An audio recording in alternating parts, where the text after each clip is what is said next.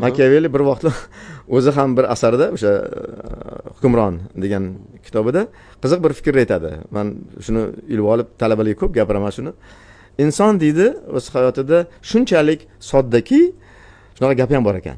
Shunchalik soddaki va har kungi yumushi bilan, tirikchiligi bilan mashg'ul, shuni ko'proq o'ylaydiki, ularni, mana shu odamlarni, sodda odamlarni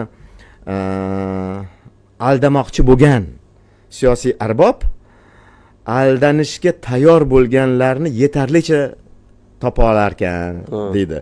Aldanishga tayyor bo'lganlarni qancha son kerak bo'lsa aldamoqchi bo'lgan siyosiy arbob topa olar ekan. Chunki bu odamlar har kungi yumushi bilan, har kungi tirikchiligi bilan shug'ullanaverar ekan deb aytadi.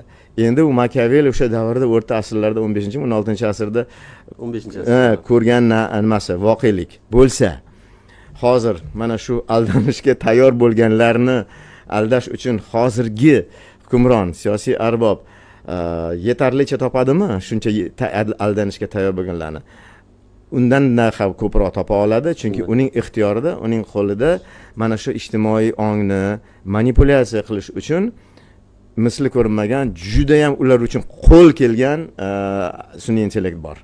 Sun'iy intellekt orqali, zamonaviy texnologik kommunikatsion vositalar orqali propaganda, televideniya, internet, har qanaqa choralar bilan ijtimoiy ongni o'zgartirib yuborishi mumkin ekan. Mana Guriyevning kitoblarida bu yaxshi yozilgan, manipulativ diktatorlarda, spin dictators kitoblar.